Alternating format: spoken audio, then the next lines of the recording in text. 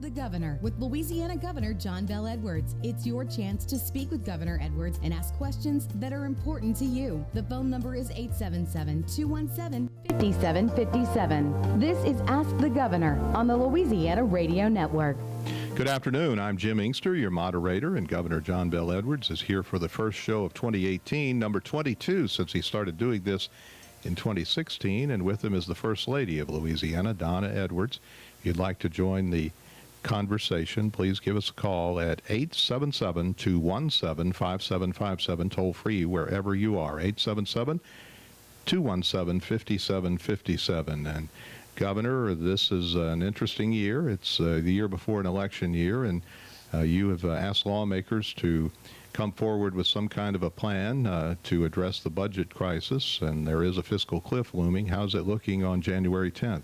Well, at this point, I don't see a lot of reason to be optimistic that we're going to have a plan that we can agree upon in time to have a session in February, although I'm going to continue to work towards that end because I think we need to resolve this in February. Otherwise, we're going to have a session that starts in March where I would predict we won't pass a budget or a capital outlay bill, and at the end of the day, we'll be coming back in June in the last 3 weeks to fix the cliff, pass a budget, pass capital outlay, and you're prone to make mistakes. But worse than that, it just adds to the instability. It's going to cause credit rating agencies to further cast a negative eye upon Louisiana, potentially downgrading us, which costs us more money to service the debt we already have. And so there's just not a good reason to wait. The options won't be any different. And you know, we came up with a plan 2 years ago to permanently address the cliff. The legislature decided to do something temporary for 27 months. And so the difference between now and 2 years ago is we don't have a problem with revenue not meeting the forecast. We don't have out of control expenditures. What we have is revenue that falls off the books. And were it not for that, we wouldn't have a problem. And so I'm working to fashion a plan that we can negotiate with the legislature so that we basically use the task force recommendations for tax reform in order to replace the revenue that falls off the books. I'm not looking for more revenue next year as it relates to those items that sunset out. I just want to replace it with the tax reform that was proposed by the legislature's own task force. And by the way, the reason they did a short-term approach was to be able to do long-term structural reform before the 27 months expired. So now it's actually past time to get it done, but we're going to keep working because we've got a lot of momentum in our state, and it's showing up. We've got some positive developments in terms of jobs, in terms of the stabilization of our revenue, the good things that are being done in higher education, economic development wins, foreign direct investment. But in order to maintain that momentum, we've got to get this problem fixed. And I know we're going to get it done. We just need to do it in February. We need to do it in a timely and responsible fashion. Is it possible to keep things as they are, or is that unacceptable? Well, it's unacceptable because to keep things as they are, we would have to maintain that fifth penny of sales tax, which makes us an outlier in the country. We currently have the highest state and local combined sales tax rate in the country, and I don't think it's a good idea to be an outlier in any tax type like that. We have the fifth lowest overall tax burden if you look at state and local taxes together. So we should not have the highest tax type of any kind like the sales tax. And the task force said that we should not continue to have the fifth penny and that we should diversify the sources of revenue. We've got a great opportunity to do it, and I think we ought to get it done. And some of the changes that Congress has made relative to taxes will help us. We don't know how much and when, and we have to figure that out. But we do believe that overall, those changes are going to be helpful to the state of Louisiana in dealing with this fiscal cliff that exceeds $1 billion. And you know, Jim, I know you understand this, but sometimes it's hard to explain so that people understand. The more than $1 billion in lost revenue is all state general fund, and it can only be cut from discretionary state general fund, and that whole pot is about $3.5 billion, which is why healthcare and higher education just take a real pounding anytime you're looking at cuts like this, and that's precisely the area where the people of Louisiana tell me they don't want to cut. But on the 19th, we will deliver, as we're constitutionally obligated, an executive budget proposal that will be in balance, and it will be based on $1.1 billion less in revenue than we have in the current year. And I'm telling you and the listeners right now, that's not a budget that I want to implement. That's a budget I'm constitutionally obligated to deliver, but the cuts will be so severe and in such critical areas that's not what I want. And we will also tell the legislature how we propose, in fact, we've already done it unofficially, but we will officially tell them how we would propose they raise the revenue to replace what's falling off the books, and then incorporate that into a budget to avert those very, very catastrophic cuts. Now, we saw how difficult it was for the president to get a majority of U.S. senators to back his plan. You not only need a majority for many of these initiatives, you need a supermajority. A supermajority, and that does make it hard. But another big difference is, at the end of the day, Congress could pass a tax bill that was going to add $1.5 trillion to our debt over 10 years. We don't have the ability to do that. Our budget has to be in balance every single year, and that's the way it should be. And that's why the closer we get to having those cuts become a reality, I think the more focused legislators become, and then you can work with them in order to make the changes that are necessary. But you shouldn't have to get to where your toes are dangling off the cliff before you know the cliff is there and act, because the options won't be different and won't be better later than they are right now. Does this weigh on you, this uncertainty? Oh, sure. And not just me, but the impact it's going to have on people all across the state. College kids and the families need to know how much their tuition is going to be and how much is going to be on them. Our partner hospitals need to know whether we're going to be able to fund them. And otherwise, at some point, they have to send layoff notices, and federal law requires that to go out 60 days ahead of when the layoff has to happen. Well, if it has to happen on July 1st, then they're sending layoffs long before we have fixed the budget, if we don't fix it in February. Credit rating agencies don't like what we're doing, and so I worry about all these things. I'm confident that we're working hard in my office, and certainly we want to be as flexible as we can be, but at some point, the legislature, in fact, some point soon, they have to come forward with a plan. We are listening to the voice of Governor John Bel Edwards. Soon we'll hear from the First Lady, Donna Edwards, and we look forward to hearing from you as well. If you get a busy signal, be patient. 877-217-5757, back after this timeout. You're listening to Ask the Governor. I'm Jim Inkster, your moderator. Michelle Southern's producing, and our guests are the Governor of Louisiana, John Bel Edwards, and Donna Edwards. It was, 2 years ago tomorrow, I think, the 11th, that you took the oath of office. Hard to believe, huh? It is hard to believe. It's been 2 great years. I can tell you, it's been a challenging time, but very rewarding time, and it's been good for me and Donna and for our family, and we are so thankful to be given this opportunity to serve the people of Louisiana, and we do have a great state with wonderful, warm, generous, decent, hardworking people, and it's just a pleasure to serve. Some governors often seem tortured in the job. They certainly want to serve, but they don't like the aspect of governing, which can be difficult, as you just said. You seem to enjoy it. I enjoy all of it, and I enjoy most getting out and meeting people, talking to them, but more importantly, listening. And that's how I'm so confident that we're going to rise to the challenge and overcome these difficulties, because the people deserve it, and they're going to demand it. They are demanding it. But listening to people is the only way that you can understand what they're going through and what they prioritize and so forth. But I do enjoy governing, and of course I would enjoy it perhaps a little bit more if there were a few less challenges. But Donna and I are very lucky, and I'll tell you, I'm very proud of the job that she does as First Lady, and I hear it all over the state. People, even those folks who are not necessarily supporters of mine, they appreciate what she does every day for our state, principally around children and education. Well, your holidays included a trip to Orlando, where LSU lost in the Citrus Bowl to Notre Dame in a close one. But the other night, Alabama won the national championship for the 5th time under Nick Saban. But the guy who caught the winning pass was from Amite, Louisiana. Yeah. Devontae Smith. And in fact, our son, John Miller, played recreational football with him several years ago. Donna was a music teacher of his at Amite Elementary, and he comes from a fine family there in Amite that we've known for many, many years. And of course, it disappoints me that he's playing for Alabama, but I'm very happy. I'm very happy for Devontae. Well, was he a good student, Donna?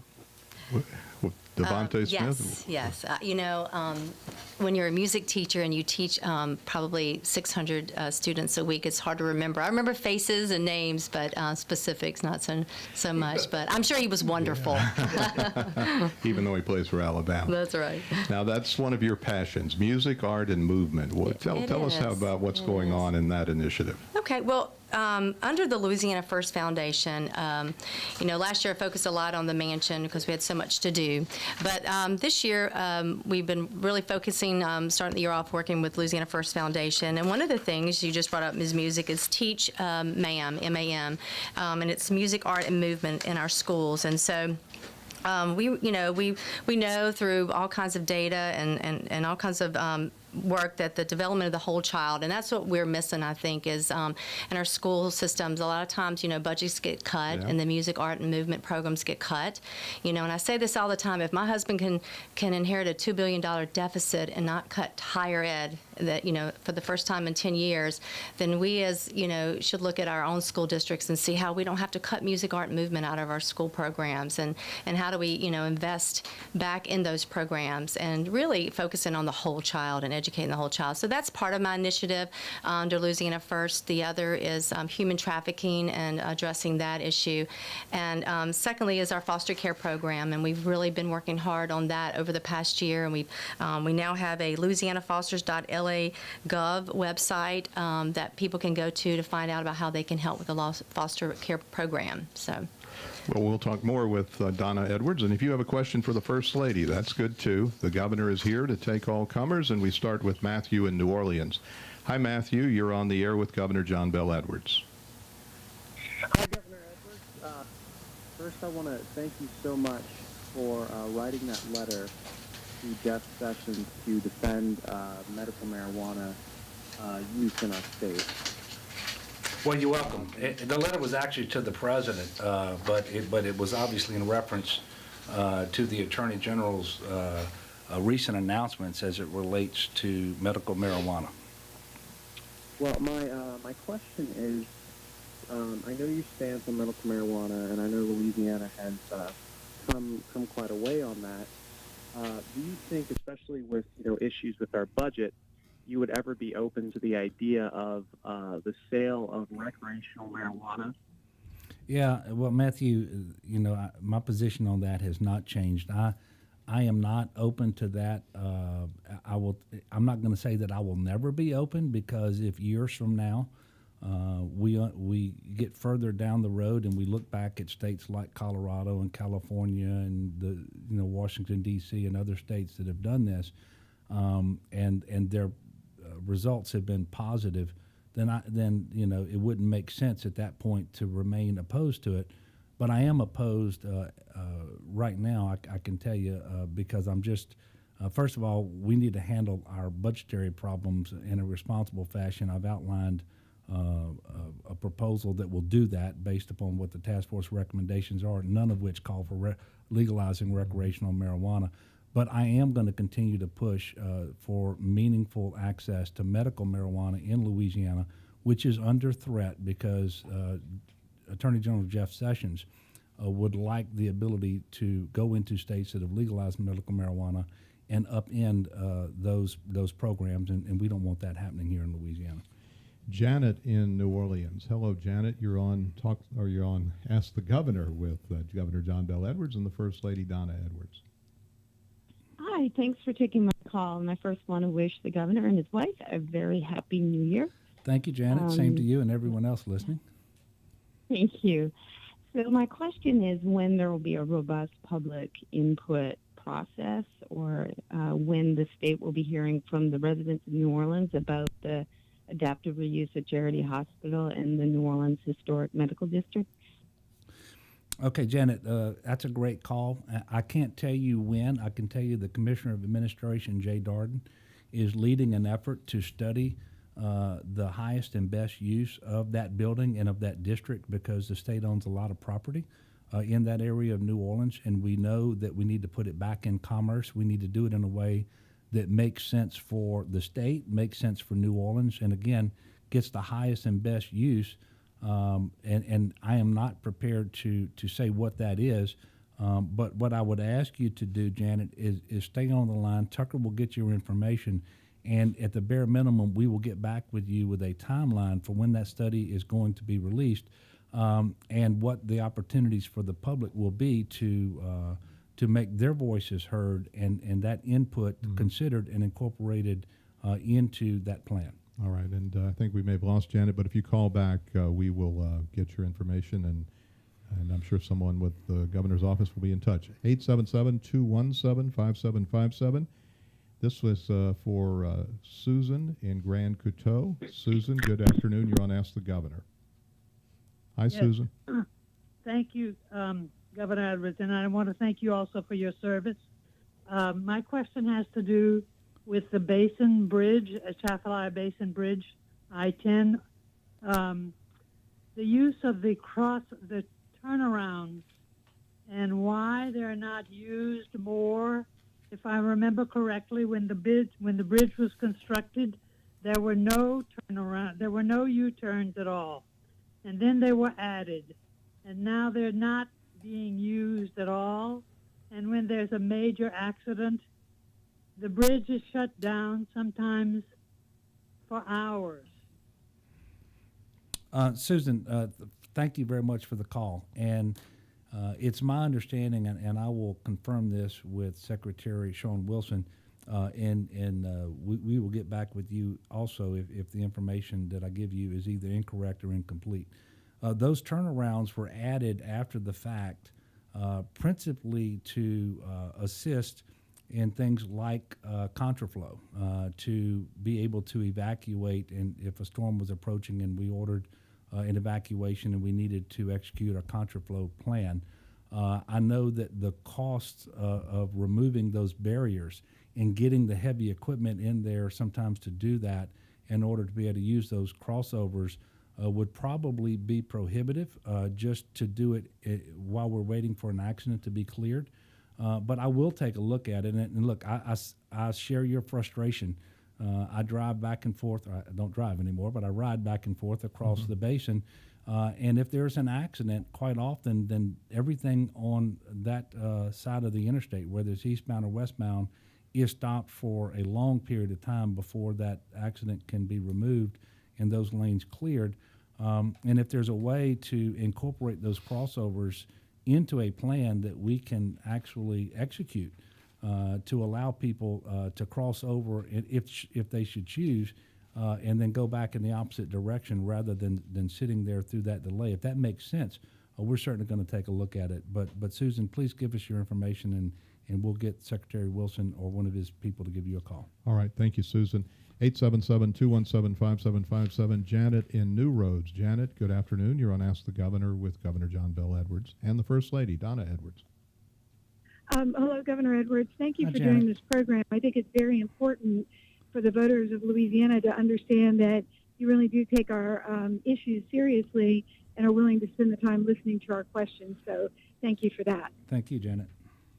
I also wanted to thank you for your support for making whole those people who had installed solar systems on our homes and did not initially receive our solar tax credit.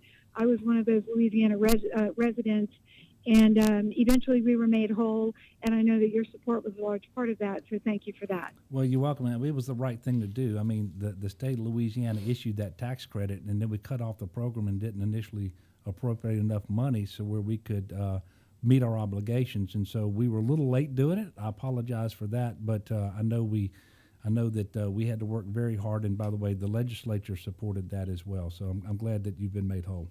Thank you, Janet. Keith in Denham Springs. Hi, Keith. You're on the air with Governor John Bel Edwards. Yes, Governor.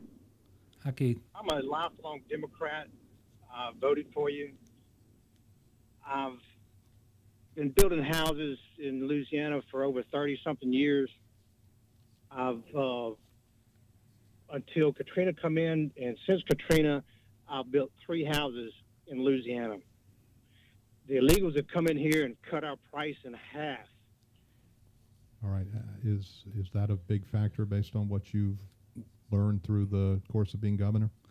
Well, that's the first time I've had somebody tell me that that the construction business in Louisiana has been adversely impacted by illegals, and I'm certainly willing to take a look at that. I know that one of the things that I was able to do as a legislator is I passed a bill that required every contractor who was engaging in public works contracts, building roads, schools, bridges, you name it, public hospitals, that they would e-verify all of their employees.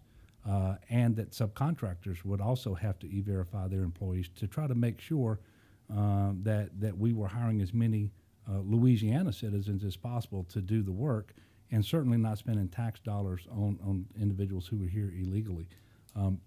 It's something that we can obviously take a look at, and again, I have not had anyone before Keith just mentioned that to me, but I'm happy to take a look at it. 877-217-5757 is your toll-free number wherever you are. We thank you for listening throughout the state and beyond as we are in show number 22 for Governor John Bel Edwards, the Ask the Governor show's first edition of 2018 on the eve of his second anniversary of taking the oath. And we'll be back after this pause on your station. This is Jim Inkster. Thank you for joining us for Ask the Governor. 877-217-5757 is your number. And it's not only Governor John Bel Edwards, but his lovely wife, our First Lady, Donna Edwards, who is in-house. And recently at the governor's mansion, there was a gathering of governors and spouses, and they all showed up. I saw it's quite a photo when you look at it. And I know you're taking great pride in that building, which was built in 1963, so that's 55 years, and I would imagine it needs a little TLC.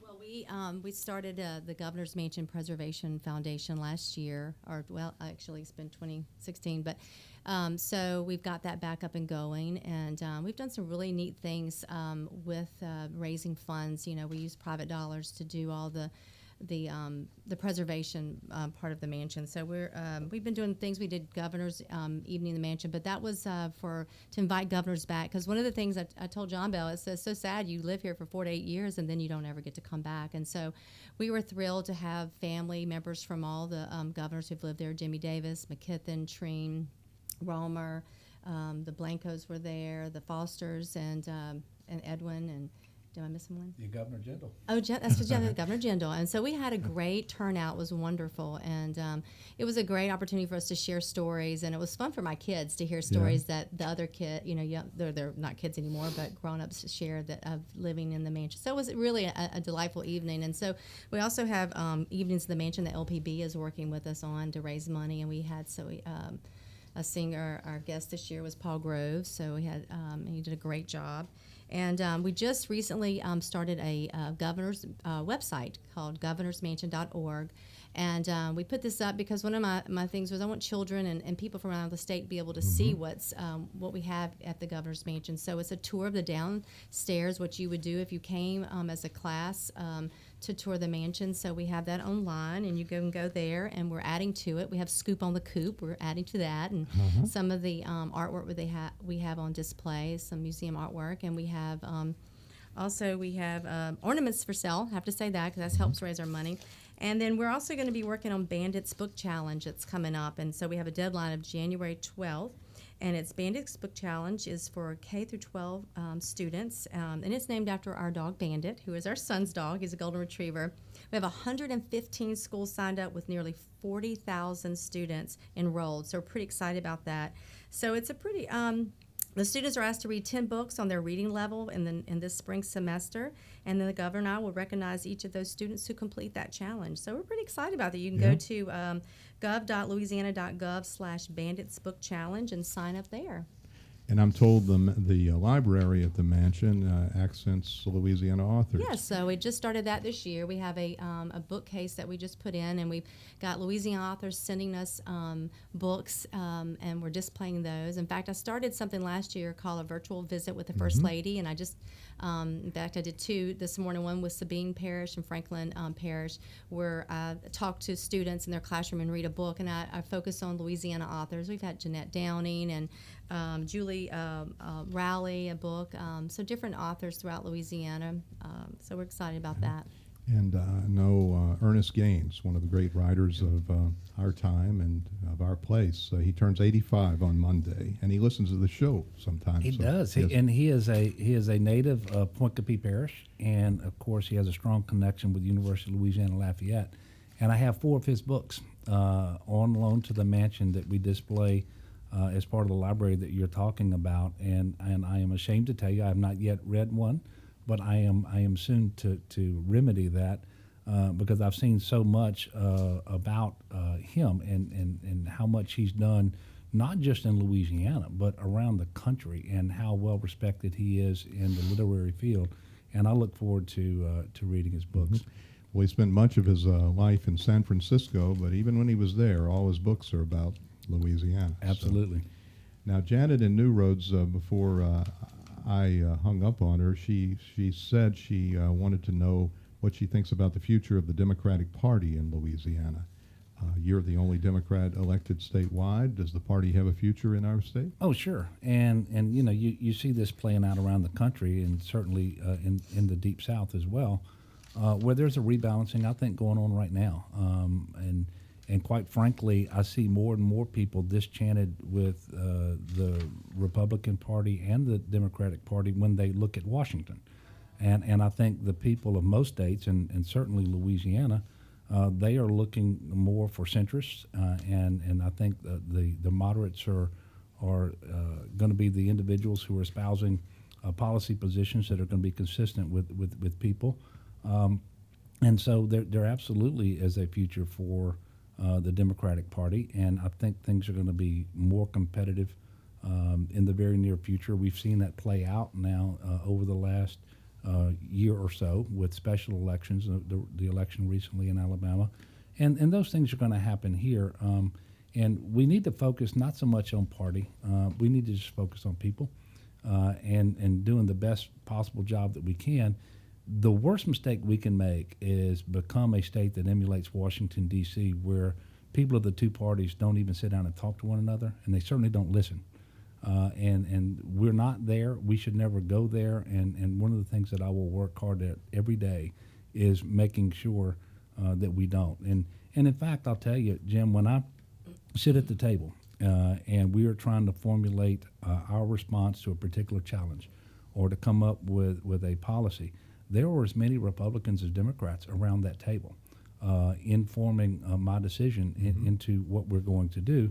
And I think that's where Louisiana is. And if you stray too far from that, whether it's left or right, I don't think the people are going to accept for long the policy prescriptions that you come up with. Well, if you're reelected, and you will be seeking reelection next year, you'll be dealing with redistricting as governor. And yesterday, a panel of federal judges struck down North Carolina's congressional map as condemning it, saying it was drawn for political advantage. We're seeing something like this in various parts of the country, including one district here in Louisiana that stretches, as you know, from New Orleans up through much of North Baton Rouge. Yeah. Is there anything that can be done to address that? Is that gerrymandering?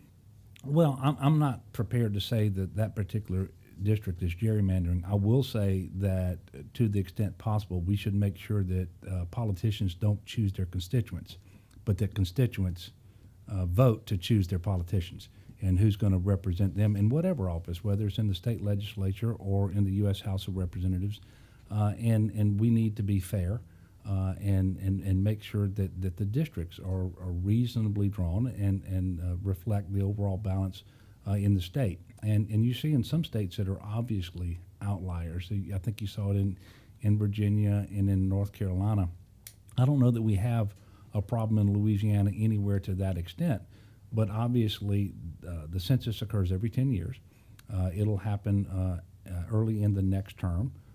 I am running for re-election. I do expect to be governor, and the only thing that I can tell you is that I'm going to demand that the districts be fairly drawn.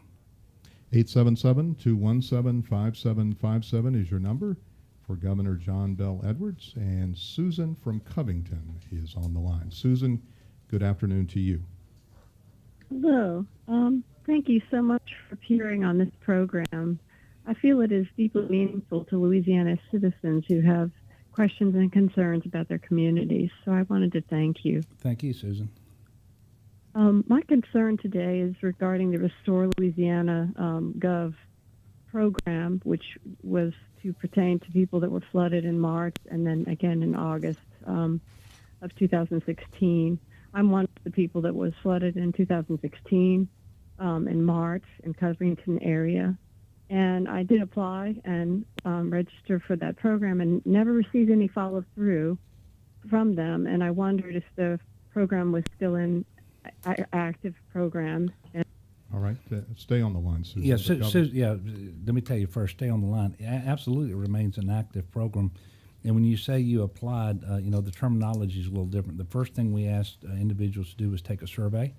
And then from the survey recipients, we contacted individuals and asked them to apply.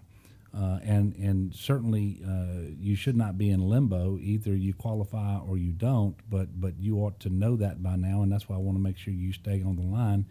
And it is possible that you don't qualify today, but you may in the future because we are working with our congressional delegation, and they're doing a good job on this, to remove the single biggest barrier from having homeowners participate in the program, and that is the duplication of benefits relative to small business administration loans that were administered and that FEMA required people to apply for.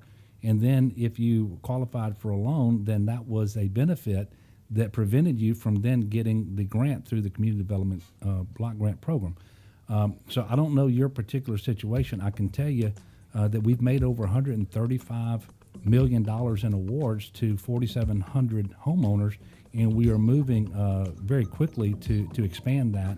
And so we need to get your particular information, but I will have Pat Santos call you directly if you will give Tucker your contact information.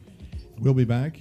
Your number again is 877-217-5757. Another segment this hour, 22nd edition of Ask the Governor. Jim Inkster, thank you for joining us for Ask the Governor. Another segment for edition number 22, the first of 2018. And tomorrow it'll be 2 years since Governor John Bel Edwards took the oath of office with his wife Donna at his side. And he is seeking re-election, which will come next year, the election of 2019. We commented on the mansion and the work that the First Lady is doing, and in addition to the work on the facility itself, you're involved with a book with the legendary LSU journalism professor Ron Gary, one of my mentors. How is that process going? Yeah, it's going great. It all started a little chair in the attic. I was inquiring about this one chair and where it came from and who had done the embroidery on it. It was a beautiful little chair with the magnolia. And so after finding out about it, I thought, who's going to remember all of these special things? And so I got started in, I guess, the first year thinking about memories in the mansion and just some fun facts about the people who've lived there and just the things that we've acquired over the years. We have a beautiful table that was made by Glenn Armand from Alexandria and chairs. But anyway, so I met with Ron Gary, and he has been just amazing. And we've got the first transcript. We're going through that, but hopefully this will be something that'll be kept for years to come. But it'll be also something that we can raise money for the mansion and put back into the mansion through the sales of the memories in the mansion. So we're excited. Very good. James in Longview, Texas. Good afternoon, James. You're on Ask the Governor with John Bel Edwards and Donna Edwards. Hi, James. Good afternoon, Jim, and hello, Governor and Mrs. Edwards. Hi, James. Good to hear from you again. Yeah, good to hear you. Anyhow, my question is for both of you, but probably primarily for Mrs. Edwards. Anyhow, I know you both are involved in various governmental issues in public, as you noted your various projects, and I applaud you on your efforts. I just wonder if on tough issues, that whether or not you discuss issues at the mansion or kind of leave certain, well, shall we say, touchy political hot-button issues at the front door of the mansion. Well, I will take a stab first, and I'll ask Donna to add.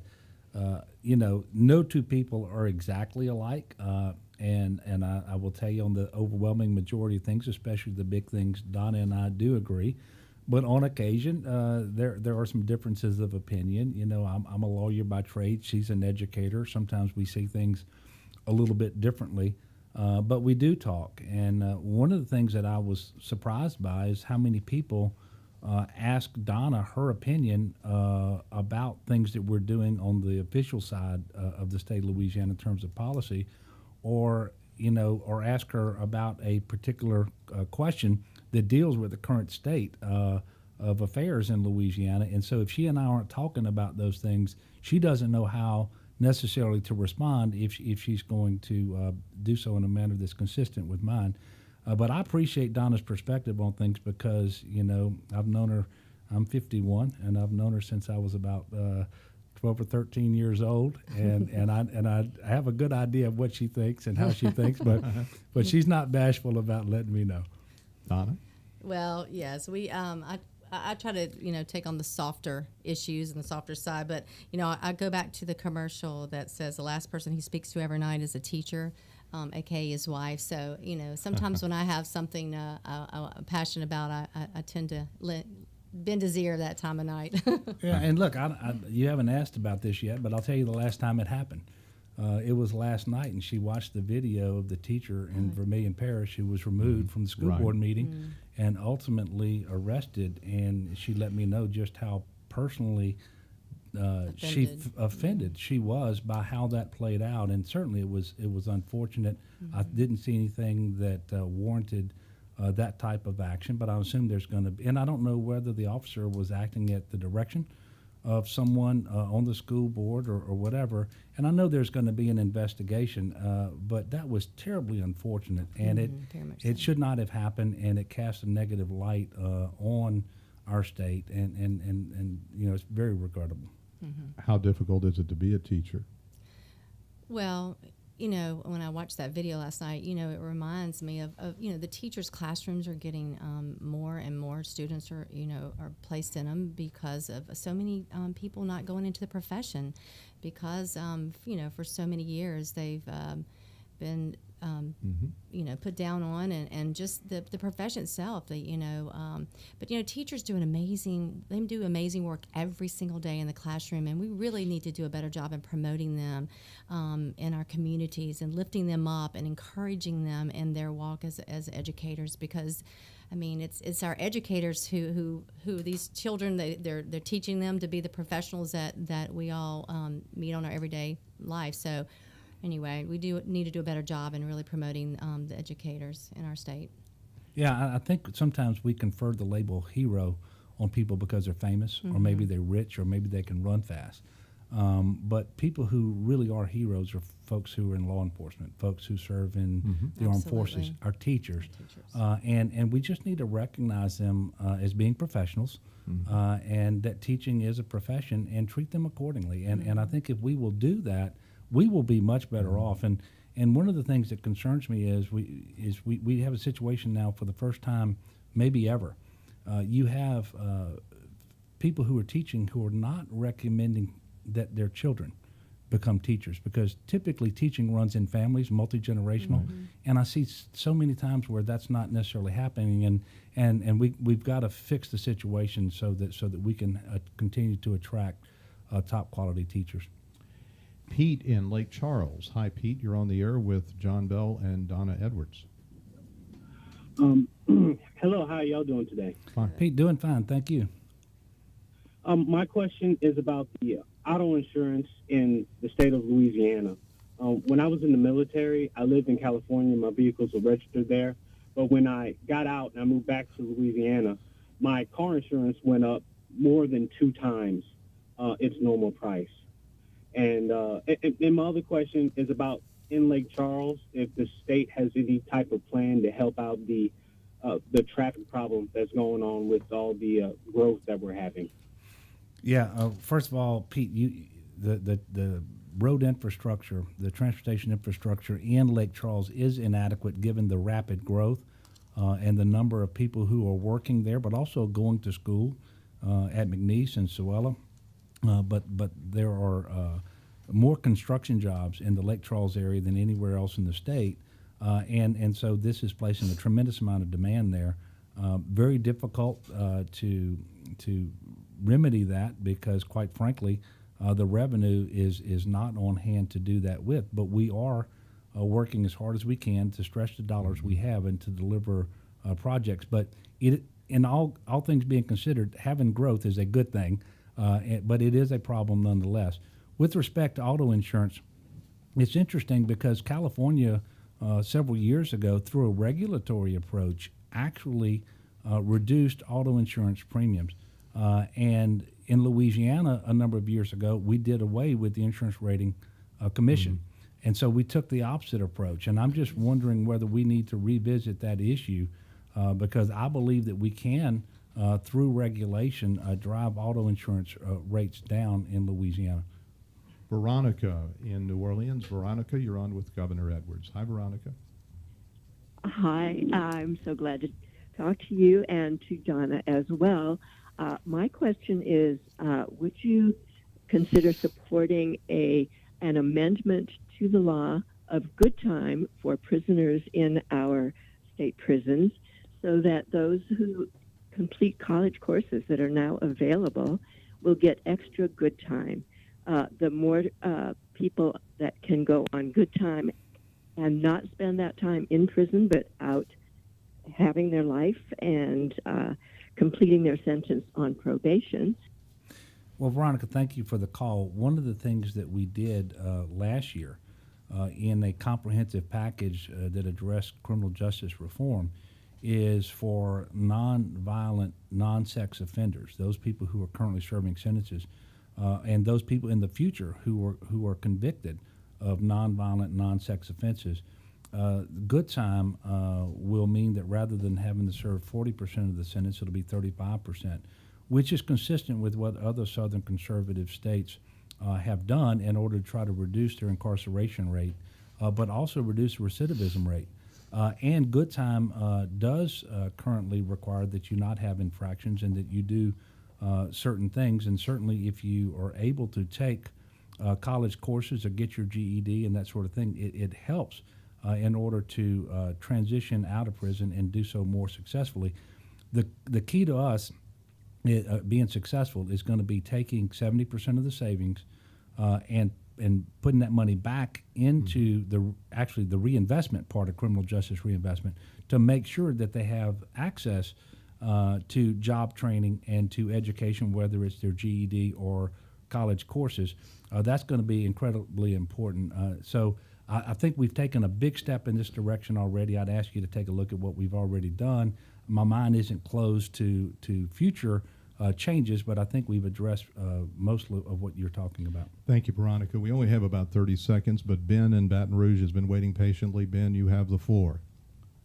Hello, Governor. Thank you for doing this program. Thank you for being the good work you've done as governor and for your military service. I retired from the Naval Academy. What's your question, Ben? A few years ago, I have my questions for the First Lady, really. What's the best way for me to be in touch with someone in your office for opportunities for my students to perform at the Governor's Mansion or other venues? What's the best way to get in touch with you about performing at the mansion? You can do that through the Governor's Office. There's a link on the Governor's Office website, la.gov. gov.la.gov. And you can go there, and there's a link to my office there. Thank you, Donna Edwards. Thank you, Governor Edwards. Thank you, Jim.